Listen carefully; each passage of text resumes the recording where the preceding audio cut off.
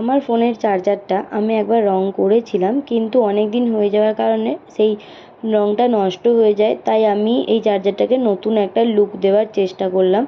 তোমরা দেখতেই পাচ্ছ আমি প্রথমে চার্জারটার পুরো অল ওভার ব্ল্যাক দিয়ে কভার করে নিচ্ছি। পুরোটা কভার করে নেওয়ার পর আমি ইয়েলো অ্যান্ড হোয়াইট কালার দিয়ে কিছু ফ্লাওয়ার এঁকেছি, যেগুলো দেখতে খুব সুন্দর লাগছিলো, খুব প্রিটি লাগছিলো চার্জারটাকে দেখতে।